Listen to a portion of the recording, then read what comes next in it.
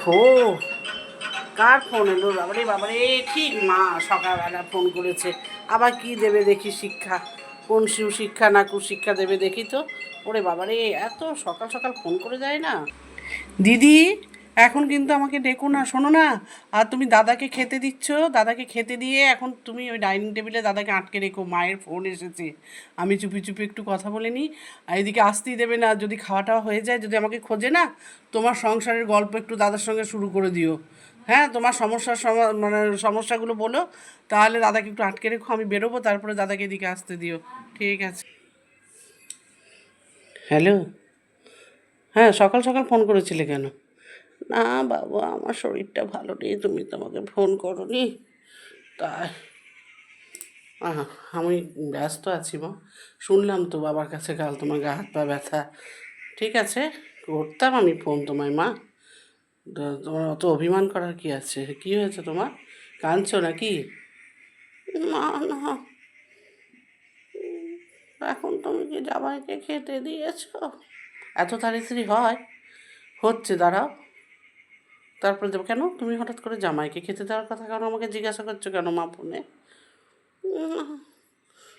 তুমি জামাইয়ের সাথে ঝামেলা করো না, একটা কথা বলি তোমাকে। ওহো মা, একটু ভালো করে কথাটা বলো তো। না, কাল জামাই আমাকে ফোন করেছিল। হ্যাঁ, তোমাকে জামাই ফোন করেছিল কেন? কখন? কেন, এমনি তোমার শরীর খারাপ শুনে বাবাকে ওকেও ফোন করেছিল? না, ও বলছে ছেলেটা চোখটা ছলছল করে গেছে গো। ও বলছে আমাকে, মা খুব পরিশ্রম করাচ্ছে আপনার মেয়ে। মা, আবার ওসব কথায় একদম তুমি কান দেবে না, আমি বলে দিচ্ছি। কি পরিশ্রম করানো হয়েছে মা? ও বেশি পরিশ্রম করে? ও যোগ ব্যায়াম ট্যায়ামে কোথাও যায় না মা।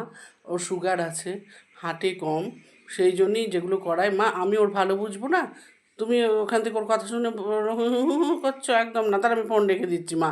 তোমার কই কখনো আমার জন্য মায়া হয় না তো? না মা, অমনি করো না।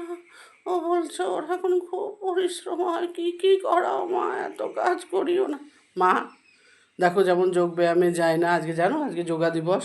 এই দেখো বাসনগুলো তোলা, নিচের যে জায়গাগুলো সেইগুলো আমি ওকে নিচে কোমর নামিয়ে নামিয়ে বলি ওঠাতে। এটা কি আমি ভুল করি? ওর ভালোর জন্যই করি। যেমন দেখো, এখন প্রায় প্রায় ফ্রোজেন শোল্ডার হয়, সেই জন্য ওকে বলি ওপরে বাসনে রেখে যত বাসনগুলো তোলা সেইগুলো আমি ওকে দিয়ে করাই। এগুলো ভুল করি? ফ্রোজেন শোল্ডারটা তাহলে হবে না, এক্সারসাইজ হবে। যত ফার্নিচারগুলো মোছায়, ওপরে যত ড্রেসিং টেবিল আলমারির মাথা ব্যথা, সেগুলো খারাপ করি মা। ওর আমি ভালো চাই না, তাহলে ওর ফ্রোজেন শোল্ডারটা হবে না। এইসব জিনিসগুলো তুমি আর কি করবে বলো? তুমি তো কখনো বাবাকে কিছু করতে দাওনি না, সেই জন্য ওরকম।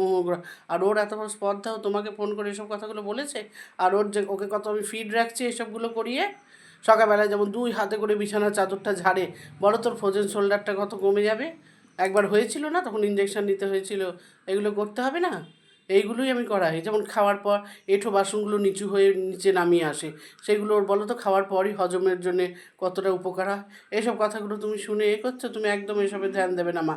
তাহলে আমি তোমার সাথে কথা বলবো না, দাঁড়াও দেখাচ্ছি ওকে। না মা, খবরদার না, জামাইয়ের সাথে ঝামেলা করো না মা। পারলে তোমরা দুজন একবার এসো। সে তো যাবোই, সে তো যেতেই পারি, কিন্তু তুমি একদম ওর কথা শুনে কিন্তু এসবগুলো বলবে না। না মা, তুমি খবরদার বলো না আমি ফোন করেছিলাম। ও খুব ভালো ছেলে মা, ওকে দিয়ে এরকম করিও না। সে দেখা যাবে। আমিও ভালো বুঝি মা। তুমি ওর ওইসব কথা শুনে একদম কান দেবে না। আমার থেকে ভালো তুমিও ওর জন্য বুঝবে না। অতএব আমাকে এগুলো করাতেই হবে। ওর এক্সারসাইজ দরকার না, সেগুলো এগুলো করায়। এগুলো নিয়ে কিছু মনে করো না, ঠিক আছে? এখন আমি চুপি চুপি তোমার সাথে কথা বলছি, আবার এক্ষুনি চলে আসবে। আমি গেলাম, টাটা, ভালো থেকো, সুস্থ থেকো, ওষুধগুলো খাও। ঠিক আছে, বাবাকে বেশি কাজ করিও না। বাবাকে দিয়ে একদম কাজ করাবে না মা। হ্যাঁ, নাহলে কাউকে ডাকো, এক্সট্রা কোনো কাজের লোককে ডেকে কাজ করিয়ে নিও। ঠিক আছে, চলো, টাটা, ভালো থেকো, সুস্থ থেকো, জামাইয়ের কথা একদম ইয়ে করবে না। ঠিক আছে, চলো, টাটা।